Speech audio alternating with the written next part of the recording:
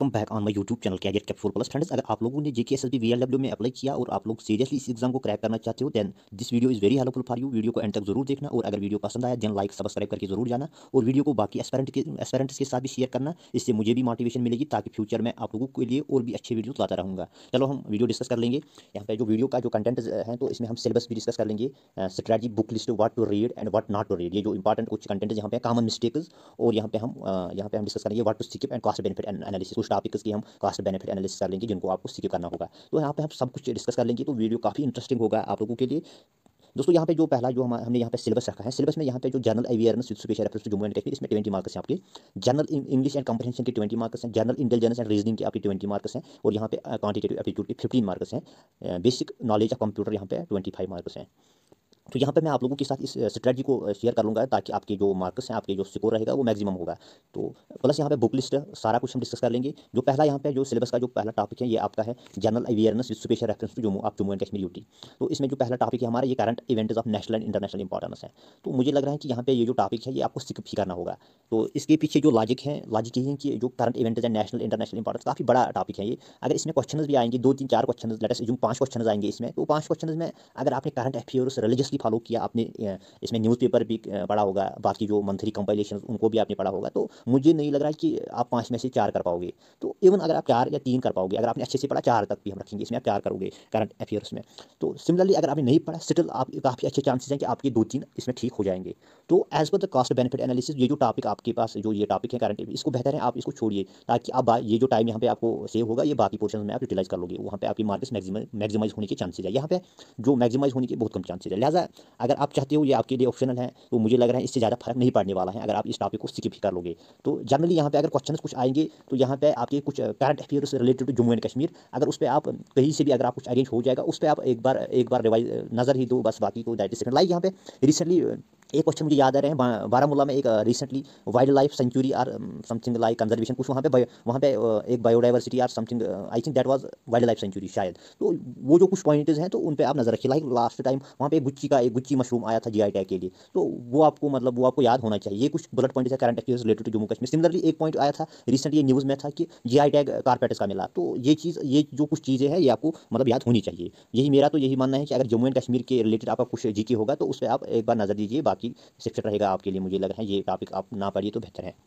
अब यहाँ पे जो टॉपिक्स कुछ यहाँ पे मैंने सिलेबस से ही लिए हैं, political and physical division of India. इसमें आपका जो political and physical division of India, यहाँ पे आपको एक तो पॉलिटिकल मैप और फिजिकल डिवीजन, यहाँ पे आपका जो यहाँ पे एटलस आपका साथ देगा। एटलस में आपकी मैप क्लियर होनी चाहिए, कौन सा स्टेट किस स्टेट से बॉर्डर शेयर, एटलीस्ट आपको पहले मैप आना चाहिए इंडिया का। उसके बाद उसके आपके बॉर्डर हर एक स्टेट से, तो क्लियर मैप जब आपको जब ये क्लियर मैप आएगा तो उसके बाद आप इसमें फिजिकल डिवीजन भी पढ़ोगे। तो फिजिकल डिवीजन आपके ये एटलस से ही आपको ये एटलस से ही पढ़ना होगा। एटलस और जियोग्राफी के कुछ एनसीईआरटी जो यहाँ पे मैंने उनकी पिक्स भी रखे हैं, प्लस मैं इसका अच्छे से यहाँ पे हम डिस्कस कर लेंगे। तो ये पॉलिटिकल एंड फिजिकल मैप, बस ज़्यादा इसमें टाइम नहीं लगेगा, यहाँ पे आपके अच्छे मार्क्स आने वाले हैं अगर आप इसको अच्छे से पढ़िए। तो दूसरा यहाँ पे क्लाइमेट क्रॉप इन इंडिया, ये भी आपको एटलस से भी कवर होगा, प्लस एनसीईआरटी से भी, ट्रांसपोर्ट एंड कम्युनिकेशन एटलस से भी, और जो यहाँ पे एनसीईआरटी की बुक्स हैं जियोग्राफी, तो वो भी हम डिस्कस कर लेंगे नीचे कौन कौन सी बुक इसमें आपको जरूरत पड़ेगी। सिमिलरली डेमोग्राफी सेंसस एटलस से भी यहाँ पे काफ़ी कुछ कंटेंट आपको मिलेगा। और यहाँ पे वाइटल स्टैटिस्टिक्स, यहाँ पे आपका यही आएगा जो वाइटल स्टैटिस्टिक्स में आपका birth rate, death rate, crude death rate, birth rate, mortality, ये सारा कुछ यहाँ पे वाइटल स्टैटिस्टिक्स में आता है। Important rivers and lakhs Atlas से भी कवर होगा, प्लस जियोग्राफी से। लिहाजा इसमें आपका जो पहला जो सोर्स रहेगा that is Atlas, student Atlas. तो यहाँ पे मैंने इसकी इमेज शेयर नहीं की, तो आई होप कि आपको समझ आएगा। ये स्टूडेंट एटलस आपको परचेज करना होगा। Student Atlas it cost around 250। तो उस मैप से आपको डेली शाम या सोने से पहले आपको 10 20 मिनट उस पर आपको स्पेंड करने होंगे। एटलीस्ट आपको इंडिया का मैप आना चाहिए, कहाँ पे कौन सा डिवीजन है, यहाँ पे लाइक हिल्स कौन सा कहाँ पे है, माउंटेन्स, नेशनल पार्क, सब कुछ वहाँ पे एटलस से आपको बहुत कुछ क्वेश्चन आएंगे डायरेक्टली या इनडायरेक्टली। तो एटलस आपको जरूर परचेज करना होगा। ये तो पहला सोर्स है आपका जियोग्राफी में। और दूसरा यहाँ पे कुछ 2 4 बुक्स मैंने रखी यहाँ पे। तो ये जो बुक्स हैं, पहला यहाँ पे जो बुक्स हैं यहाँ पे India and physical and economy, ये आपको परचेज करनी होगी। और फंडामेंटल्स ऑफ ह्यूमन जियोग्राफी, ये भी परचेज करनी होगी। इंडिया फिजिकल एनवायरनमेंट सबसे इंपॉर्टेंट बुक ये है इसमें। तो इसको अगर आप स्किप कर लोगे तो ये जरूरत नहीं है, क्योंकि ये तो जो बेसिक कोर जियोग्राफी है, तो इसमें सिर्फ आपके सिलेबस में कोर जियोग्राफी का कोई भी टॉपिक नहीं है। लिहाजा ये 3 बुक्स आपको, या अगर आप परचेज कर सकते हो तो गुड। दूसरी बात की, अगर आपको ये मार्केट से नहीं मिले तो then you can download them from NCERT portal. अगर पोर्टल की लिंक मुझे मिली तो डिस्क्रिप्शन में जरूर होगी, वहाँ पे भी आप उसको डाउनलोड कर सकते हो। वहाँ पे आपको एक तो क्लास वहाँ पे सिलेक्ट करना, दूसरा title of the book, like यहाँ पे फंडामेंटल्स ऑफ ह्यूमन जियोग्राफी, वहाँ पे सिलेक्ट करके आप उसको डाउनलोड कर सकते हो या बाद में प्रिंट भी कर सकते हो। तो इट इज़ योर चॉइस। तो बस ये जो 3 बुक्स है इसमें से भी आपको सिलेक्टेड रीडिंग करनी होगी। लाइक इंडियन फिजिकल ज्योग्राफी में से आपके कुछ वाइटल स्टैटिस्टिक्स यहाँ पे मिलेगी आपको, यहाँ पे आपको कम्युनिकेशन यहाँ पे आपको फिजिकल ज्योग्राफी। ये आपको जब आप इसके कंटेंट देखोगे आपको डायरेक्ट सिलेबस से पता चल जाएगा आपको इसमें से क्या पढ़ना है as per the requirements of syllabus. तो आपको यहाँ से कुछ टॉपिक्स ही पढ़ने होंगे।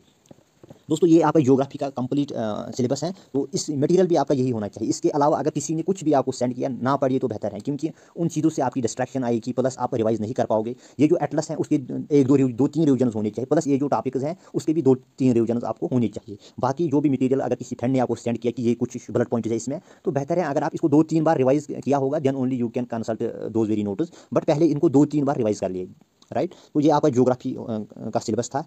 तो नव यहाँ पे जो इंडियन इकानमी है आपका, दोस्तों ये जो इंडियन इकानमी काफ़ी बड़ा टॉपिक है अपने आप में, एक बहुत बड़ी बुक होती है इंडियन इकानमी की। तो यहाँ पे आपका इंडियन इकानमी यानी यहाँ पे बहुत सेक्टर्स, एग्रीकल्चर पॉलिसीज़ के related, industrial policy, service, foreign sector, banking वगैरह, यहाँ पे बहुत का कुछ आपको पढ़ना होगा।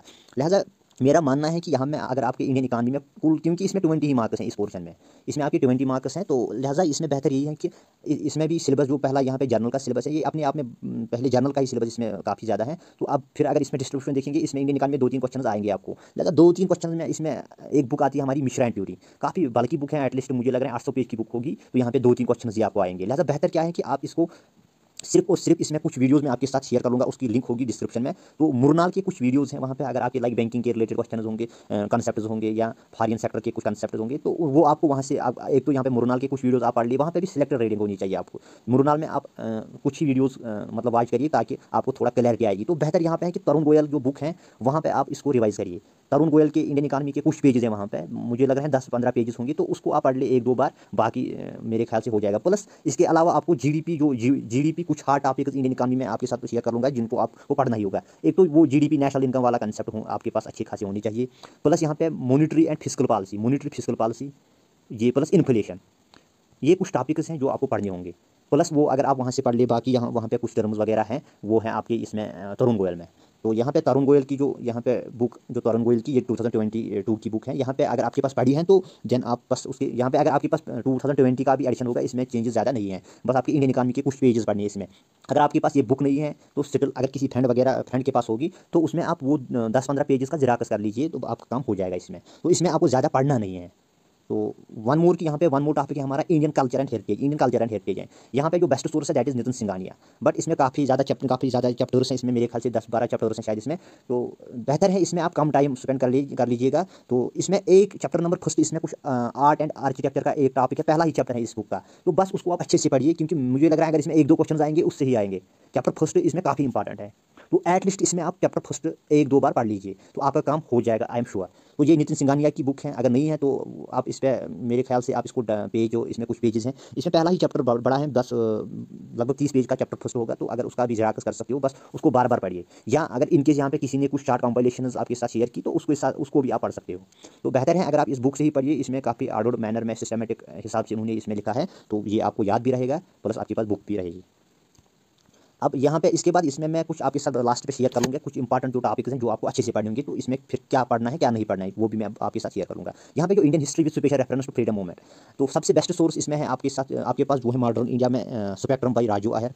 और दूसरा, अगर आप बुक लवर नहीं हो तो you can refer to Mrunal videos, वहाँ पे मुरनाल में आपके वीडियोज़ मिलेंगे हिस्ट्री के, काफ़ी अच्छे वीडियोज़ हैं। अगर फ्यूचर में भी आप पढ़ना चाहते हो, फ्यूचर में भी आप वो वीडियोज़ आपके लिए काफ़ी हेल्प करेंगी। जैसे मैंने इंडियन इकानमी में बोला, अगर आप इंटरेस्टेड हो इकानमी पढ़ने में तो मिश्रा एंड टूरी आप पढ़ सकते हो। इस तरह यहाँ पे भी अगर आप इंटरेस्टेड हो आप मॉडर्न इंडिया पढ़ सकते हो। प्लस आपके पास नेक्स्ट सोर्स भी है कि वो है आपकी वीडियोस मुरनाल से।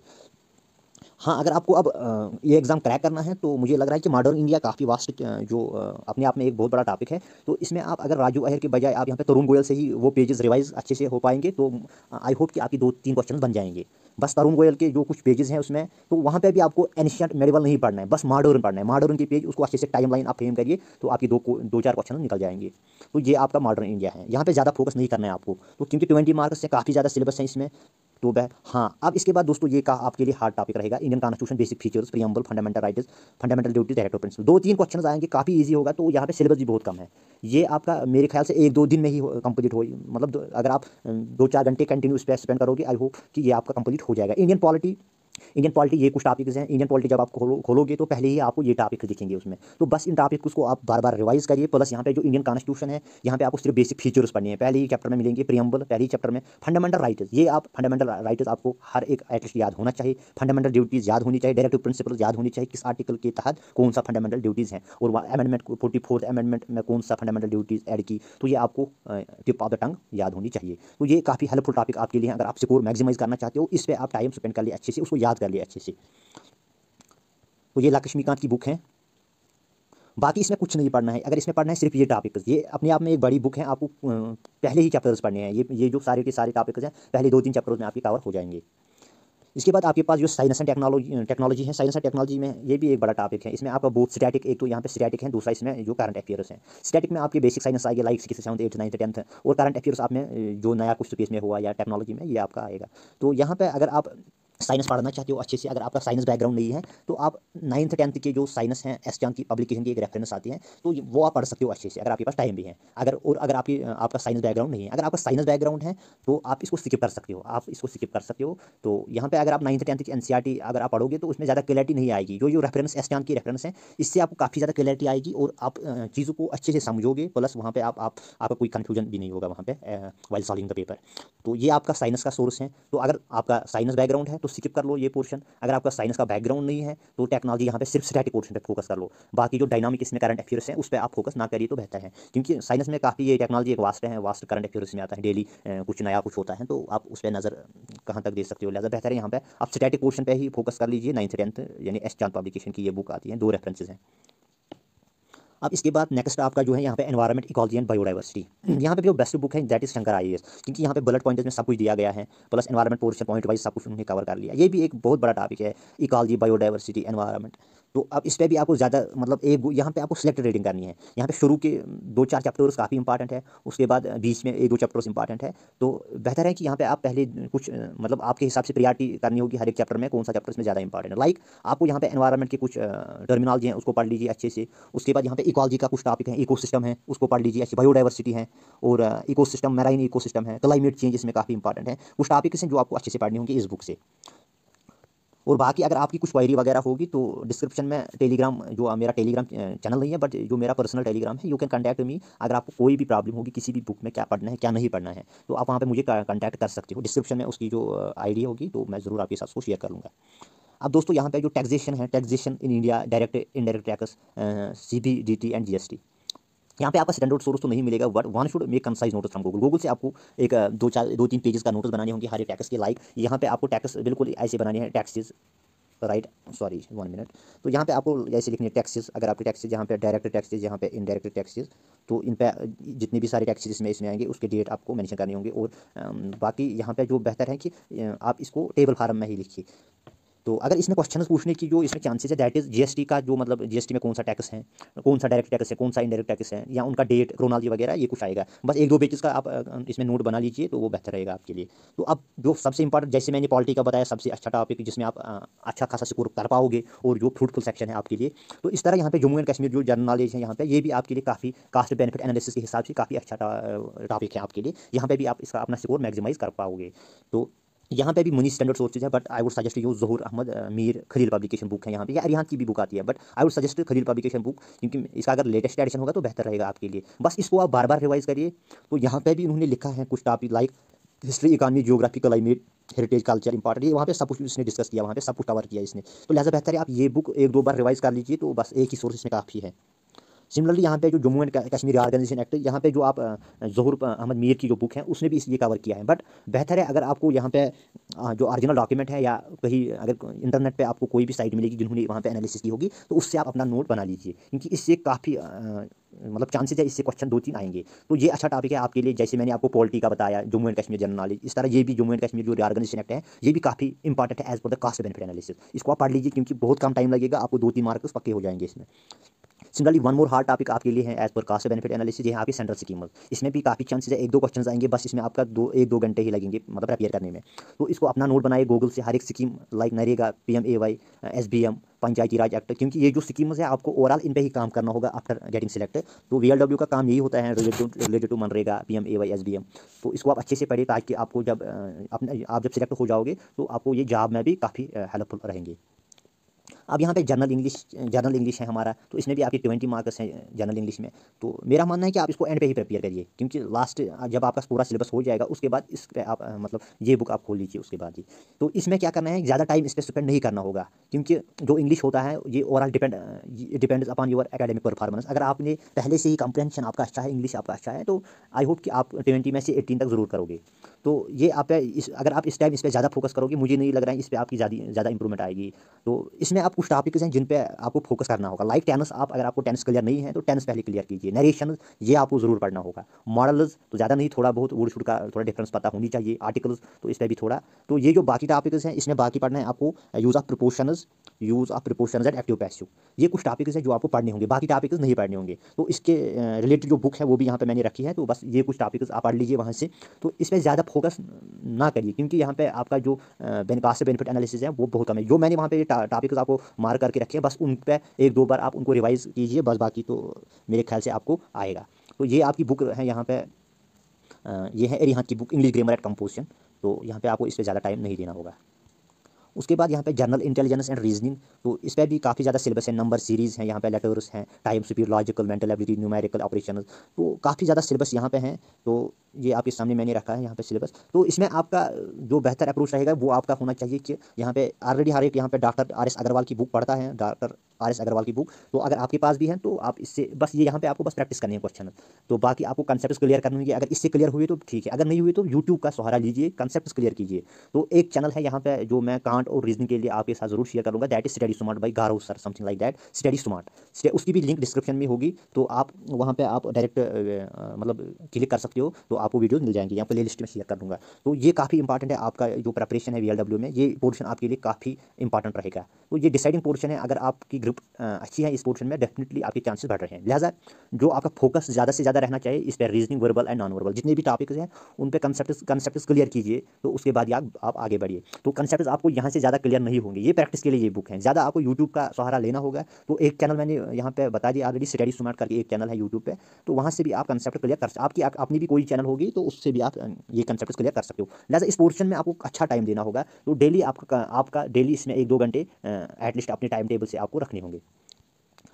तो इस तरह आपका जो क्वांटिटेटिव एप्टीट्यूड है नेक्स्ट पोर्शन, इसमें भी आपके 15 मार्क्स है, उसमें 20 थे। लिहाजा वो काफ़ी हेल्पफुल आपका रहेगा। ये भी काफ़ी स्कोरिंग पोर्शन भी है, अगर आपने अच्छे से पढ़ा है तो यहाँ पे आप अच्छा स्कोर कर पाओगे। प्लस ये जो पोर्शन है आपके लिए डिसाइडिंग पोर्शन रहेगा। तो गेम चेंजर पोर्शन, ये 1-2 पोर्शन ही हैं, 2-3 पोर्शन मैं कहूँ तो कांट प्लस रीजनिंग और कंप्यूटर, ये तो गेम चेंजिंग पोर्शन है। तो इन पर आपको अच्छा सा टाइम देना होगा। तो इसमें भी RS अग्रवाल की बुक है, तो ये काफ़ी, इसमें भी सिलेबस काफ़ी ज़्यादा है। RS अग्रवाल की बुक है इसमें भी। तो ये आपको सिर्फ किसके लिए, मैं यहाँ पे कंसेप्ट की बात नहीं कर रहा हूँ। तो स्टूडेंट जनरली क्या करते हैं यहाँ पे, वो फार्मूला के पीछे पड़े हैं। तो फार्मूला रट लेंगे तो वहाँ पे यूज़ डायरेक्ट होगी, फिर नहीं, ऐसा नहीं होता है। यहाँ पे आपको बस प्रैक्टिस के लिए ये बुक आपको रेफर करनी होगी। बाकी जो कंसेप्ट हैं वो आपको यूट्यूब से ही क्लियर होंगे। तो अगर आपका बैकग्राउंड नहीं है मैथमेटिक्स, तो यहाँ पे एक चैनल है स्टडी स्मार्ट करके, स्टडी स्मार्ट जो कांट की मैंने पहले ही वहाँ पे बोल दी थी, स्टडी स्मार्ट, यहाँ पे भी यही चैनल आपको काफ़ी हेल्प रहेगी। आई वुड से कि इस चैनल के माध्यम से आप ज़रूर कुछ कंसेप्ट को क्लियर कर पाओगे, और आपका जो आपका time to solve a single question वो भी कम हो जाएगा,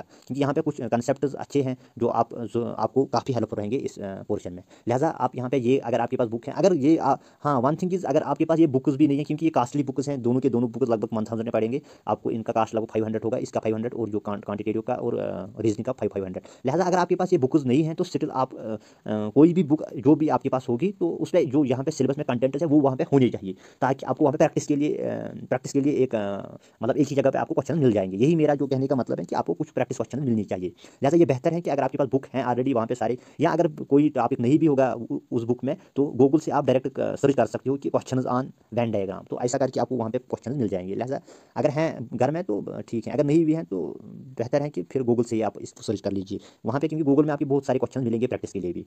तो ये इसमें है। एक तो ये बुक प्लस वहाँ पे यूट्यूब चैनल भी मैंने स्टडी स्मार्ट बोली थी, तो उसकी भी लिंक आपको यहाँ पे मिल जाएगी डिस्क्रिप्शन में। अब उसके बाद यहाँ पे कंप्यूटर एंड जनरल नॉलेज, तो यहाँ पे इन्होंने यहाँ पे सिलेबस पूरा डिफाइन किया, यहाँ सारा कुछ यहाँ पे लिखा है। तो आई थिंक यहाँ पे एक बुक है फंडामेंटल्स ऑफ कंप्यूटर अवेयरनेस, ये यहाँ पे कंप्यूटर की बुक है, एरिहान की बुक है। तो काफ़ी स्मॉल बुक है, बहुत कम पेजेस है इसमें। तो इसमें आपको बस ये करना है कि इसको बार बार पढ़ लीजिए, क्योंकि कंप्यूटर ये तो आपको पता ही है कि ये तो गेम चेंजर है।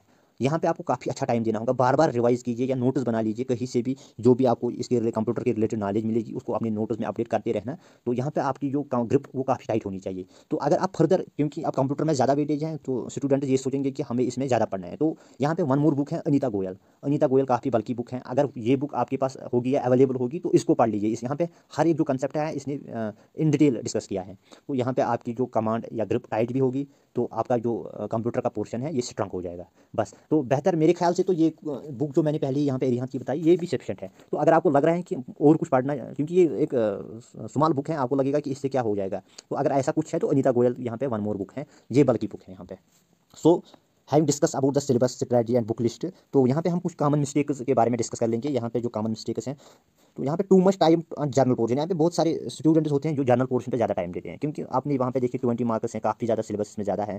तो लिहाजा यहाँ पे आपको यहाँ पे ज़्यादा टाइम नहीं देना होगा। वहाँ पे मैंने ऑलरेडी सिलेक्टेड कुछ टॉपिक्स बताए जिन पे आपको टाइम देना होगा, लाइक पॉलिटी में बोला, schemes Jammu Kashmir general knowledge, तो उन पर आपको टाइम देना होगा। या रिऑर्गेनाइजेशन एक्ट, ये कुछ टॉपिक्स हैं, वहाँ पे ऑलरेडी मैंने डिस्कस किया किस पे आपको ज़्यादा टाइम देना होगा, किस पे कम देना होगा। तो वहाँ पे मैंने रिसोर्सेज भी रखे हैं एज पर यूर रिक्वायरमेंट्स। तो जो VLW सिलेबस में मैंने ये पहले ही बोला 20 मार्क्स हैं कि यहाँ पे सिलेबस भी ज़्यादा है, लिहाजा ज़्यादा टाइम मत दिया करो इस पोर्शन पे। कुछ ही जो मैंने वहाँ पे टॉपिक्स हाईलाइट किए उस पर आप अच्छे से पढ़ लो और विस्तार से भी पढ़ लो। यहाँ पे जनरल इंग्लिश में ज़्यादा टाइम मत दो, एट द एंड ही पढ़ लो इसको, क्योंकि ये आप भूल जाओगे जब आप टेंस पढ़ोगे, तो आप भूल जाओगे। अगर अभी से आप पढ़ोगे उसको तो आप भूल जाओगे जब तक एग्जाम आएगा, लिहाजा एग्जाम से पहले ही उसको पढ़ लो, तो तब तक बाकी पोर्शन आप कंप्लीट कर लीजिए। तो उसके बाद यहाँ पे जो कैंडिडेट हैं उसको फोकस देना होगा रीजनिंग, एप्टीट्यूड, कांट और कंप्यूटर पे, क्योंकि ये जो 3 पोर्शंस है ये आपका जो मेरिट लिस्ट में ये 3 जो पोर्शन है डिसाइड कर लेंगे whether you are in the list or not. तो यहाँ पे क्योंकि जो आप यहाँ पे पढ़ोगे यही आएगा, वहाँ पे ज़्यादा उधर इधर तक नहीं जाएंगे वो लोग। तो बाकी अगर आप जनरल पढ़ोगे तो वहाँ पे चांसेस हैं कि वहाँ पे बहुत सारे क्वेश्चंस वो भी होंगे जो आपने नहीं पढ़े होंगे, यहाँ पे अगर पढ़ोगे वही आएगा। लिहाजा ये 3 पोर्शन इस पर अच्छा सा टाइम आप स्पेंड कर लो। और वन मोर थिंग कि यहाँ पे जो कांट का पोर्शन होता है most of the students formula mug up करते हैं, क्योंकि रट के वो फार्मूला यूज़ कर लेंगे वहाँ पे, तो ये it is not going to work. तो यहाँ पे आपको कंसेप्ट क्लियर करने होंगे, कंसेप्ट जब क्लियर होंगे कोई भी क्वेश्चन आएगा आप अच्छे से उसको कर पाओगे। लिहाजा फार्मूला अप्रोच ना यूज़ कर लीजिए। लिहाजा बेहतर है कि आप यहाँ पे सिर्फ क्लियर जो कंसेप्ट आपकी होनी चाहिए उस पर आप काम कर लीजिए। तो ये वन मोर थिंग यहाँ पे मिनिमाइज जो आपके रिसोर्सेज है ज़्यादा, मैंने पहले भी बोला कि जो रिसोर्सेज मैंने बताई या आपके भी कुछ अपने रिसोर्सेज होंगे बस उनको आप पहले पॉइंट आउट करो, उसके बाद उन पर मैक्सिमाइज रिवीजन कर लो। रिवाइज जितने ज़्यादा होंगे आपके चांसेस बढ़ेंगे, क्योंकि वहाँ जाके आप फिर से क्वेश्चन पढ़ के भी आप गलत करते हो। ये जनरली होता है कि मैंने ये पढ़ा था ये गलत हुआ, तो ये आपका जो डिफरेंस होती है रिविजन में, तो इसलिए होते हैं आपके साथ। ओ हाँ, यहाँ पे मैंने पहले भी बोला था कि यहाँ पे जितने भी रिसोर्सेज आपके सामने आते हैं आप जल्दी से प्रिंट आउट निकालते हो, पढ़ लेते हो, तो आपका एक इन्फॉर्मेशन ओवरलोड होता है यहाँ पे। तो मिनिमाइज कम रिसोर्सेज मिनिमाइज कर लीजिए। व्हाट्सएप पे कोई अगर कुछ सेंड कर लेगा तो ना पढ़िए, तो बेहतर है बस अपने जो रिसोर्सेज आपके पॉइंट आउट किए तो उन पर आप मैक्सिमाइज रिविजन कीजिए।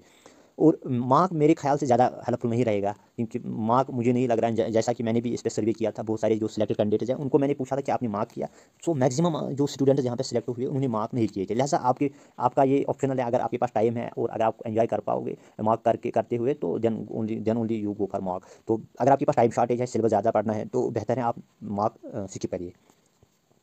तो यहाँ पे वन मोर थिंग है कि make note of few pages in computer and GS part.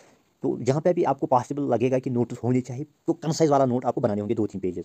और डोंट परचेज जो बुक्स आते हैं VLW के लिए, एक्सक्लूसिवली फॉर VLW, लाइक कि वहाँ पे 200-400 की बुक होती है, उस पर सारा कुछ दिया होता है, इवन प्रैक्टिस MCQs और उस प्रीवियस ईयर सिलेबस पेपर वगैरह। तो ये आप ना करिए, तो ये आपके लिए बेहतर रहेगा, क्योंकि ये आपका जो सिलेक्शन यहाँ पे 0% के चांसेस है अगर आपने ये बुक परचेज की। लिहाजा ये बुक आप परचेज ना करिए। ये जो स्टैंडर्ड सोर्सेज मैंने बताए तो फ्यूचर में भी आपके काम आएंगे, अगर इस बार नहीं आएंगे तो लिहाजा ये आप परचेज कर लीजिए, क्योंकि आप आज इस बुक को परचेज करोगे, कल जाके आप VLW के बगैर अब अकाउंटेंट की वैकेंसी आएगी, उसमें ये नहीं चलेगी। अगर आपने स्टैंडर्ड सोर्सेज एक बार परचेज किए ये, तो ऑब्वियसली आपको फ्यूचर एग्जाम में भी ये काम आएगा। तो और your strategy must be one step forward. ये आप वन स्टेप फॉरवर्ड जो पॉलिसी है ये क्या होती है दोस्तों, यहाँ पे अगर एवरेज में अगर एक लड़का रिऑर्गेनाइजेशन एक्ट पढ़ेगा तो आप ये श्योरली ये तो या बुक से पढ़ेगा या कोई गूगल से पढ़ेगा। वन स्टेप फॉरवर्ड यही होता है कि आप अगर कोई लड़का आप इसमें ओरिजिनल डॉक्यूमेंट पढ़ेगा, तो ये वन स्टेप फॉरवर्ड स्ट्रेटजी है।